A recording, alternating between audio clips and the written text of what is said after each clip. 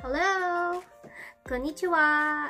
And nandito naman tayo sa ating vlog-vlogan, And so, if you're new here, please don't forget to subscribe and hit on the notification bell para lagi kayong updated sa mga kalokohan. Kalokohan talaga. Vlog-vlogan ko. Yan, pagka may bago akong video na i-upload. So, ma-notify kayo every time na may bago tayong i-upload ng video. So, today, pupunta kami sa Ikebukuro para mag-lunch. And guess what? Pupunta kami sa Ichiran. Ichiran ay ramen shop. Ramen kasi sa kanila dito. Soul food, kumbaga. Soul food ng mga Japanese ang ramen. And bawat province may kanya-kanya silang parang way ng pagluluto. Kanya-kanya silang flavor, ganyan. So, parang kumbaga sa atin sa Pilipino, adobo, diba? Pag pumunta ka sa isang probinsya, parang yung adobo sa atin, may kanya-kanyang luto. Merong may toyo, merong basta yung iba-ibang style ng pagluluto. So, ang ramen dito sa Japan, ganun din. So, titingnan natin kung anong meron sa Ichiran at kung bakit siya patok na patok sa mga turista. Wow! Ichiran. Nalalaman ko na kung bakit super sikat siya sa foreigner.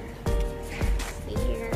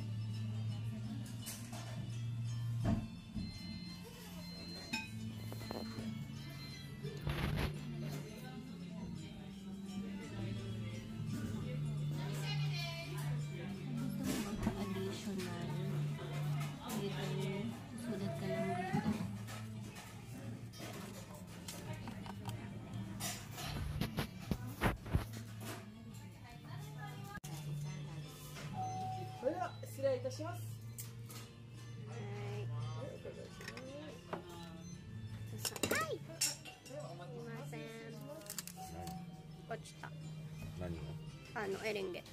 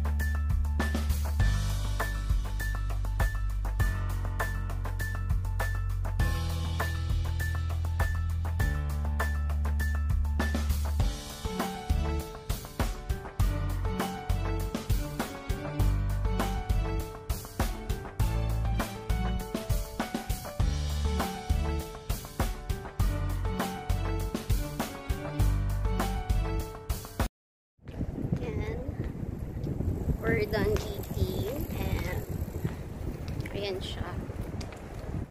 So, ayan guys, nakabalik na kami from Ichiran. And, pasensya na hindi ako nakapag-review habang kumakain kasi nakita nyo naman nagmamadali kami kumain. So, ngayon ko na lang i-review. So, yun. Bali, pagpasok mo doon, yun nga pala.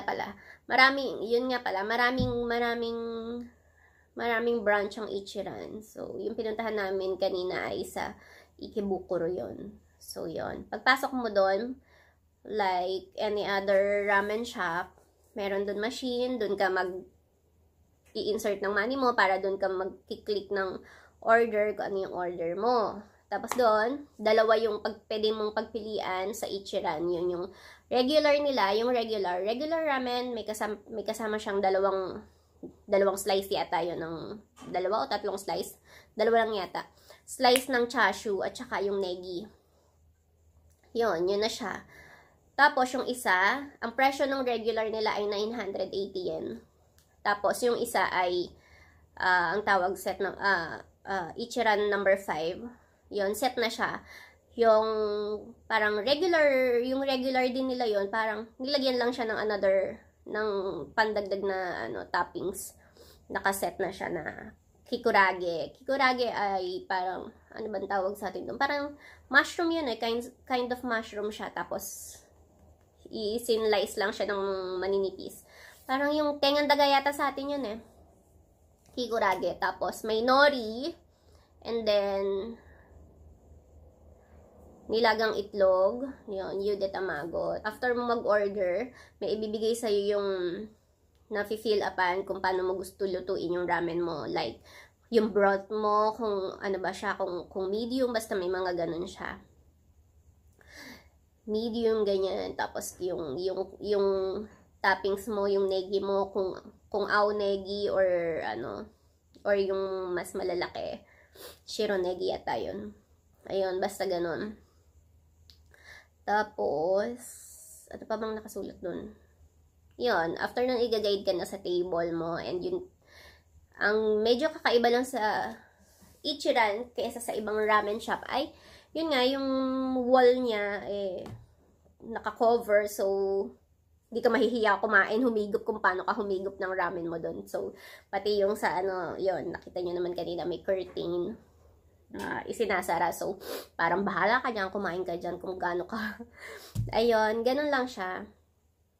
Ayun lang yung medyo kakaiba sa kanya. So, sa lasa siguro na tayo. Yun. Sa akin naman, wala siyang kakaibang bilang tonkotsu lover ako. Masarap, as in masarap para sa akin kasi. Nakita nyo naman kung paano ako kumain kanina. So, yun, masarap siya. And, binibigyan lang siguro nung red paste, kasi Ichiran lang ang meron dun eh. Yung red paste na, tawag dito, spicy red sauce, yung nasa gitna. Yun lang. Yun yung, siguro, binibigyan niya ng kakaibang lasa yung tonkotsu ramen. So, yun, sila lang ang meron nun. And, sobrang nagko-complement naman siya dun sa lasa ng pinaka broth. So, masarap.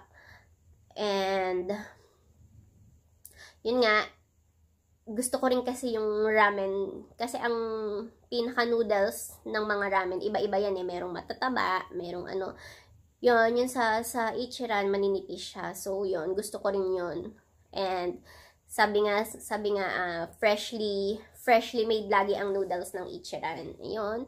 And, sabi pa dito, collagen rich, kasi nga, yung buto, pinakuluan ng matagal yun eh, yung buto ng pork. So, collagen rich yung Ichiran ramen. Actually, hindi lang naman Ichiran ramen kasi ang tonkotsu, ganun din naman. So, ganun din yung way ng pagluluto nila. So, collagen rich siya. Yun, all in all, masarap naman siya kung i-rate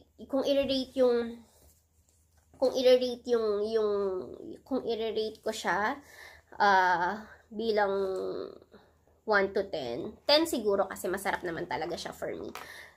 Yun nga lang, may nga lang kasi, may kasunod kasi 1,580 is medyo mahal siya for a set of ramen. Kasi, sa pangkaraniwang ramen shop, dalawang set na yung mabibili mo para sa 1,580. Pero kung turista ka naman at bihira ka lang bumisita sa Japan, why not mag-spend ka, syempre. And marami namang tungkotsu ramen shop dito sa Japan. So, i-try nyo din yung ibang brand bukod sa Ichiran kasi. Para makita nyo rin yung, kung ramen lover ka, para makita mo kung saan yung brand na magugustuhan mo talaga. And for me kasi, masarap yung Ichiran. Sobrang nasarapan ako sa kanya. Pero meron kasi akong kinakainan dito na malapit lang dito sa amin na Tanaka Shoten. Pero wala yata siyang wala yata siyang branch sa iba. Parang dito lang siya. And super yummy din niya.